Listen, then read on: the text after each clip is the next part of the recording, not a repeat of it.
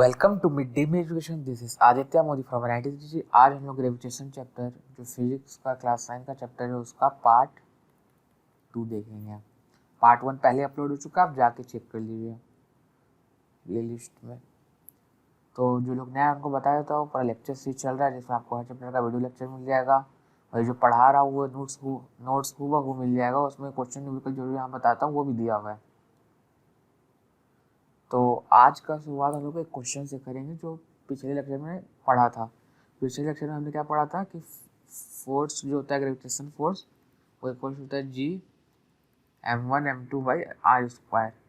उसी से related question are हो गया distance between two body. m1 और m2 हो गया जो दो मास के बीच में ग्रेविटेशनल फोर्स लग रहा है। तो हमारा क्वेश्चन है calculate the gravitational force of attraction between two bodies of masses 10 kg and 20 kg respectively separated by the distance of 10 metre. तो मैंने बताया था जब भी न्यूमेरिकल है सबसे पहले एक rough figure banana. Object A, इसको मान लीजिए ऑब्जेक्ट ए, इसको मान लीजिए ऑब्जेक्ट बी।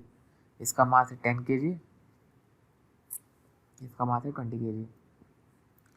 दोनों के बीच का डिस्टेंस है 10 मीटर। सेंटर से डिस्टेंस लेते हैं 10 मीटर, इसका सेंटर से इसका सेंटर, क्योंकि gravitational force along the centre act करता है, डिस्टेंस भी सेंटर से लेना चाहिए।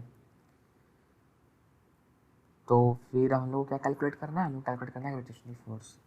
तो F G equals to G M mass of A into mass of B by R square. यहाँ जी दिया हुआ है, फिर इसके बाद वाला स्टेप होता है कि सब वैल्यू लिखने जो दिया हुआ है। तो एम में दिया हुआ है 10 kg, एम भी दिया हुआ है 20 kg। ऐसे करने से हर न्यूमेरिकल आपको आसान लगने लग जाएगा। दोनों के बीच में डिस्टेंस है आर, वो दिया हुआ है 10 मीटर और जी का value 6.67 into 10⁻⁻11 newton metre square by kg square. तो ये हो जाएगा इक्वल टू 6.67 इंटू 10⁻⁻11 एम भी हो जाएगा 10 इंटू 20 आर स्क्वायर बाई हो जाएगा 10 इंटू 10। ये कट हो जाएगा और रिटर्निंग में आपको मिल जाएगा इधर, इसको 2 से इंटू कर दीजिए 13.34 इंटू 10⁻⁻11 न्यूटन। ये आपका एफ जी हो गया आंसर। फोर्स ऑफ ग्रेविटेशन जो दो बॉडी के बीच में लगेगा। देख रहे कितना कम फोर्स है, 10⁻⁻11 है, मतलब 0 पॉइंट कितना कितना कितना जीरो आएगा, उसके बाद आएगा कुछ वैल्यू, उतना न्यूटन। तो लगभग आप इसको जीरो के बराबर बोल सकते हैं। और यही चीज़ मैं पिछला लेक्चर में समझा रहा था कि आसपास इतना ही बॉडी रखा वैसा ग्रेविटेशनल फोर्स एक्सपीरियंस करता है, मगर इतना कम होता है कि वो जीरो के बराबर होता है, फिर उसका इफेक्ट देखने के लिए नहीं मिलता है। इट्स जस्ट लाइक एक बहुत बड़ा अलमारी रखा हुआ है, उसमें आप हल्का सा खाली उंगली से उसको पुश करेंगे तो क्या अलमारी घसक जाता है? नहीं, अलमारी घसकता नहीं है, क्योंकि फोर्स उस अलमारी के कंपेयर में बहुत छोटा है, नेग्लिजिबल है। अब दूसरा क्वेश्चन करते हैं इससे रिलेटेड। इसमें सबसे पहले एक फिगर बनाएंगे। ए बॉडी ऑफ मास, एक बॉडी है, मान लीजिए बॉडी ए है, मास इसका 1000 kg है। 10 मीटर अवे, 10 मीटर अवे हमें body of mass B, body mass B ले लीजिए। इसका मास हमको नहीं पता तो एम मान लेते हैं। एंड फोर्स ऑफ अट्रैक्शन कितना दिया हुआ है इसमें, फोर्स ऑफ अट्रैक्शन मतलब ग्रेविटेशन फोर्स जो लग रहा है इसमें वो दिया हुआ है 2 इंटू 10⁻⁻11 न्यूटन। हम लोग को मास ऑफ बी कैलकुलेट करना है और जी का वैल्यू जो दिया हुआ है वो है 6.67 इंटू 10⁻⁻11 न्यूटन मीटर स्क्वायर पर kg स्क्वायर। ठीक है, तो हमेशा हम लोग को पहले क्या करना है, फिगर बनाना है, फिर उससे रिलेटेड वैल्यू लिखना है, फिर फार्मूला लिखना है, अपने आप क्वेश्चन मिल जाएगा हर न्यूमेरिकल में। तो एफ जी इक्वल होता है G M A M B by R square. ठीक है, आर कितना दिया हुआ है, ये आर दिया हुआ है 10 मीटर, एम ए दिया हुआ है 1000 kg और एम बी को हम लोग एम मान लिया। तो F G 2 into 10⁻⁻11 equal to G दिया हुआ है 6.67 इंटू 10⁻⁻11, एम दिया हुआ है 1000 और एम बी हम लोग एम माने जो हम लोग को फाइंड करना है। आर स्क्वायर हो गया 10 इंटू 10, ये ये कट गया, 10⁻11 यहाँ से और यहाँ से कट गया, तो हम लोग को m मिलेगा 2 डिवाइडेड बाई 6.67 इंटू 10, जो कि आप लोग का आएगा 0.029 kg का। सब वैल्यू आप लोग चेक कीजिए खुद कैलकुलेट करके, ठीक है। तो एम भी हम लोग का कितना आया, एम भी आया हम लोग का 0.029 kg। ये हो गया आंसर। तो अब हम लोग देखेंगे Kepler's law of planetary motion. ये बहुत ही मज़ेदार लॉ है, पढ़ने में बहुत ही मजा आएगा। केपलर एक साइंटिस्ट था जो प्लैनेटरी मोशन के ऊपर 3 लॉ दिया था। Planetary motion means motion of planets around the sun आप कह सकते हैं, जैसे कि सूरज जो होता है उसके अराउंड अर्थ, बाकी planet Mars, Jupiter, Saturn, Uranus, Neptune, आगे आगे मरकरी, वेनस, जो रोटेट करता है, रिवॉल्व करता है सन के अराउंड, रोटेशन प्लस रिवॉल्यूशन जो करता है टोटल, उस कोई लॉ को फॉलो करता है, कुछ नियम कानून होता है उसका भी, मतलब ऐसे ही नहीं कि चलो गोल गोल चक्कर काट लिए। तो वो क्या है, बेसिकली 3 लॉ है। तो हम लोग पहला लॉ देखते हैं। हाँ, और इनका पूरा नाम जोन्स केपलर था, इनका फोटो आप देख सकते हैं। तो पहला लॉ है केपलर्स फर्स्ट लॉ जो है वो है, it states that the path of any planet in an orbit around the sun follows the shape of an ellipse with sun as one of the foci. इसका मतलब क्या हुआ, पहले जानते इलिप्स क्या होता है, फिर हम इस लॉ का मीनिंग जानेंगे। पहले इलिप्स और फोकाई का मीनिंग जानते हैं। तो देखिए, सर्कल जैसे होता है उसका सेंटर होता है सी, वैसे जो अंडाकार शेप होता है उसको इलिप्स कहते हैं। अंडाकार शेप मतलब ऐसा शेप दिखने वाला का अंडा टाइप का रहता है, उसको इलिप्स कहते हैं। इसका मान लीजिए अगर सेंटर ये हुआ तो इसका फोकाई होता है यहाँ पे एफ, 2 फोकाई होते हैं, एक एफ यहाँ होता है, एक एफ यहाँ होता है। तो फोकाई ये नहीं कि कोई भी पॉइंट ले लीजिए, ये फिक्स डिस्टेंस होता है सेंटर से, और वो फिक्स डिस्टेंस क्या होता है वो आपको अभी नहीं पढ़ना है। तो उसके लिए आपको इसेंट्रिसिटी सब बहुत सारा टर्म पढ़ना पड़ेगा जो आप नहीं जानते, अभी कंफ्यूज हो जाइएगा। तो सिंपल जान जाइए, अंडाकार शेप को इलिप्स कहते हैं, और उसमें फोकाई सेंटर से कुछ दूरी पे एक पॉइंट होता है, उसको फोकाई कहते हैं। तो 2 पॉइंट होता है, एक इस साइड राइट साइड, एक लेफ्ट साइड, ये हो गया फोकाई, इसको क्या कहते हैं, फोकाई, ठीक है। तो होता क्या है, जो प्लैनेट है, इधर देखिए, एक सेकेंड यहीं पे देखिए, तो जो प्लैनेट है मान लीजिए सन है, ठीक है।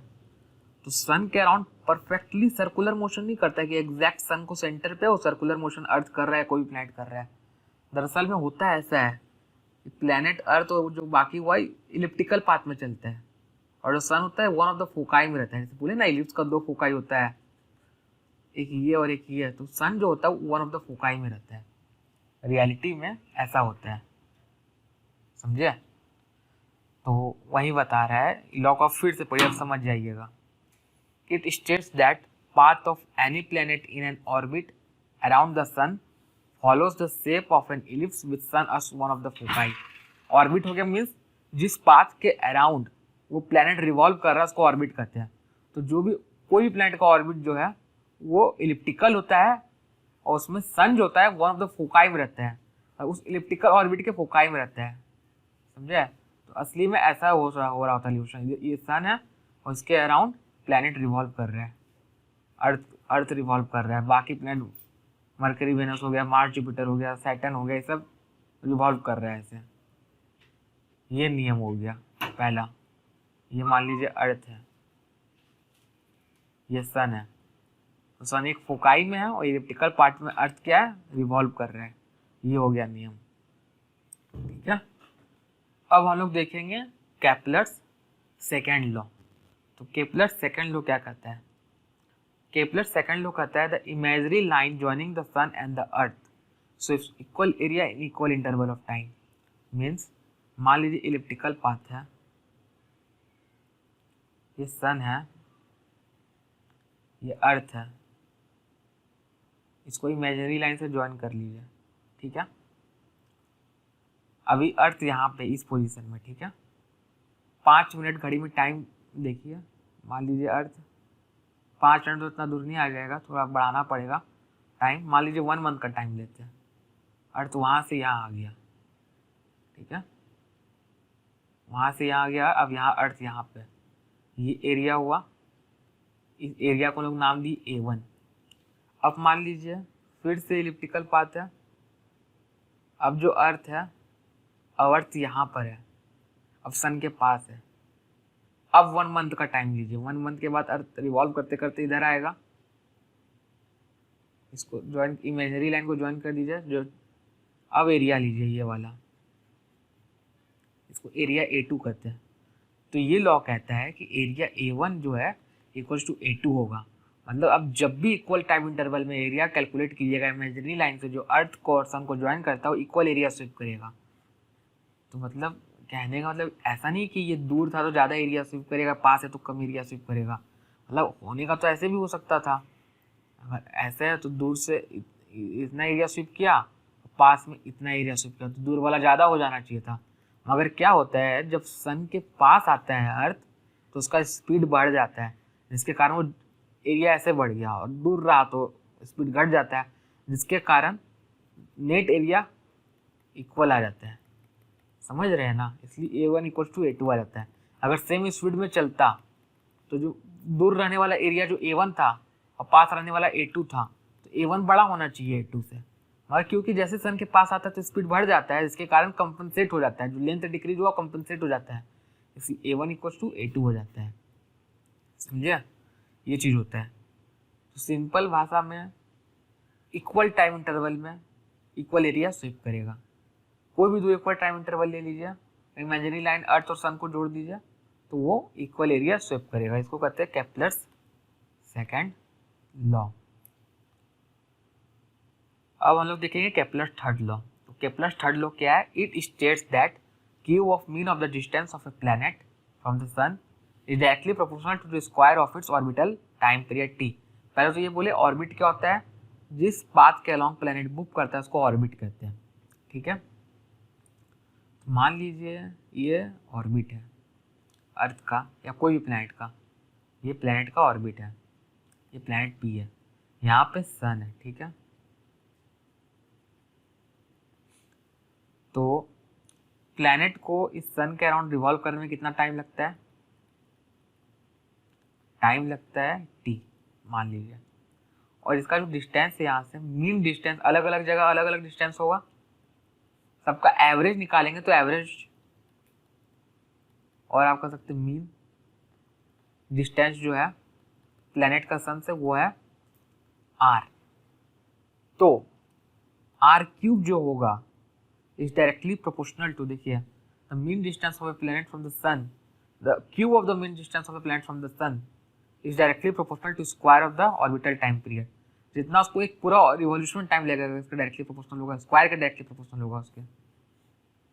मतलब प्लैनेट को रिवॉल्व करने में टोटल टाइम टी लगा, उसका स्क्वायर जो है वो किसका डायरेक्टली प्रोपोर्शनल है? आप कह सकते हैं आर क्यूब। आर क्यूब हो गया मीन डिस्टेंस, और R cube is directly proportional to square of time period, ठीक है।